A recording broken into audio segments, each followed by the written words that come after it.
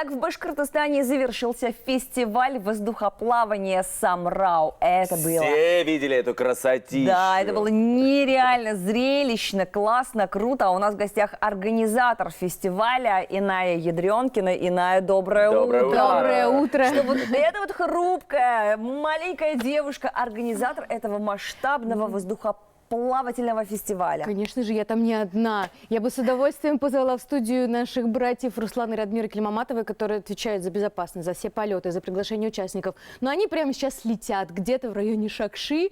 Вот прямо сейчас. Они еще не налетались. У нас еще гости не хотят уезжать, потому что команды еще в Уфе. Часть уехала вчера ночью, а вот сейчас прям, если... Шакшана смотрит, да, пожалуйста, конечно, поднимите в небо свои глаза. Вы говорите гости. Что это за гости? Откуда они? Каким образом они попали к нам в Башкортостан? И все говорят, как же они добрались, как же долетели. Они не долетели, они доехали, потому что это все-таки командный вид спорта.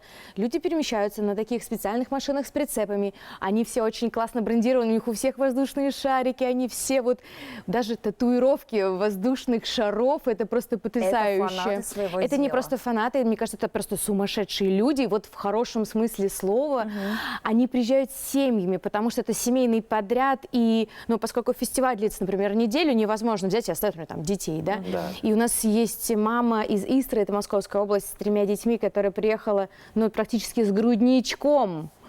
И все дети, да, знаете, вот открывается прицеп, а там велосипед, самокат, кроме горелок, кроме большой корзины, да, мы ищем ей помощников, ну, в том плане, чтобы разгружать, потому что это командный вид спорта, я напомню, да, и фестиваль у нас командный. То есть невозможно, например, взять в одиночку, набрать, например, в аэростат воздуха, нагреть его и полететь. Нет. Нужна команда для того, чтобы раскладывать, складывать, набирать, возить. Как же она одна-то? Ну, наверное, надо спросить у нее. Да, но вы уже сказали, что все воздухоплаватели немножечко сумасшедшие в хорошем смысле люди. Вот так вот взяла, собралась чуть ли не с грудничком. А это как надо любить это все дело? Я была на открытии, я вела церемонию открытия чемпионата WorldSkills Россия, и это было нереально круто, когда над сценой, над Уфимским амфитеатром пролетали воздушные шары. Да, мурашек просто по коже. Где еще, в каких еще точках Я хочу республики? немножко сказать про этот старт. Это было невозможно. Ну, то есть, вы Серьезно? представляете, предугадать ветер невозможно. Ну, ветер да. меняется. Вот для того, чтобы вот мы стартовали в тот день на WorldSkills, мы поменяли точку старта 2 раза. Почему? Потому что вот аэростатом можно управлять только поймав определенный ветер и направляясь вместе с этим ветром. Но он меняется. У нас есть прогнозы, у нас есть специальные там разработанные программы. Все это мы подаем план полетов в аэропорт. Но, например, точно сказать, куда люди приземлятся или пролетят, что они над Конгресс-холлом Таратау, это было, ну, наверное, Удача. вероятность 1 из 1000. Нам помогала небесная канцелярия. 1 из 1000, представляете? То есть это был такой, ну вот я сейчас говорю, у меня вот такие мурашки скачут. так у меня это мурашки. был такой момент, когда мы прям в поле. Ну то есть мы замеряется ветер определенным, ну, скажем так, методом, да, с помощью запуска обычного воздушного шарика, маленького. Палец намочил. А нам нужно вверх. посмотреть на высоте, нам нужно померить силу ветра, то есть порывы. И это настолько, ну, сложная интеллектуальная работа, что там команда пилотов, то есть мы собрались, резко поменяли точку старта, а у нас же в том числе есть гости, которые приезжают иногда на такси, да, и так далее. И это был отдельный квест, собрать всех и вот успеть, просто успеть. Почему? Потому что считанные секунды,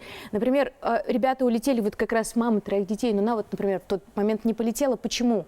Потому что замерили ветер и сказали ей, она чуть-чуть, буквально вот 5 минут, они вот на вытянутой руке, да, расстоянии взлетели, а она уже нет. Почему? Потому что ветер поменялся, и лететь уже нельзя. Это вопрос безопасности.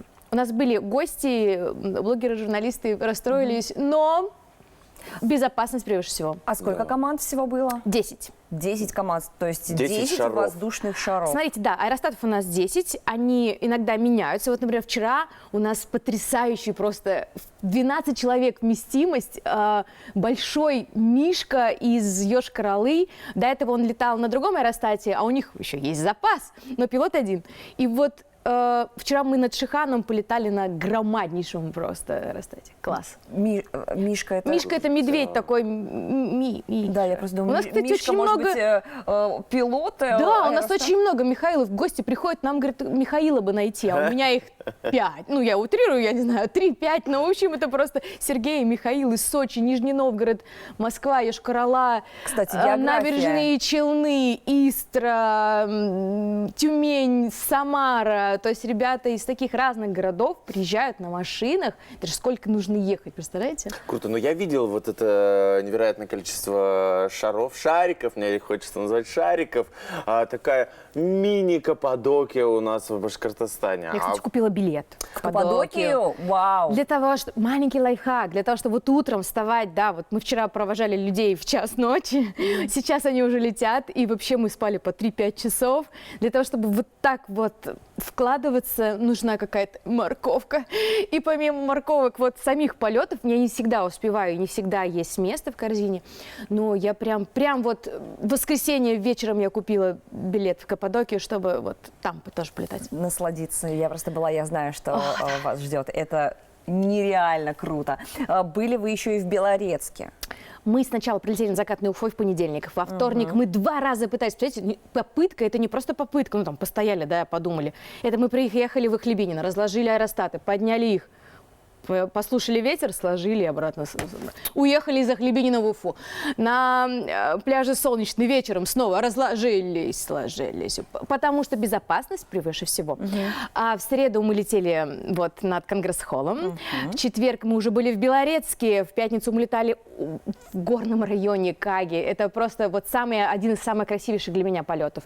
Потому что на самом деле фестиваль, он был изначально рядом с озером Банным. Да. И вот в горном районе мы безумно любим наши горы, и все гости к нам приезжают, особенно зимой, покататься на лыжах, увидеть вот этот вот уральский хребет и пересечь его. Первый фестиваль, у нас полет длился 8,5 часов. Мы летели в минус 28, и мы любим это делать.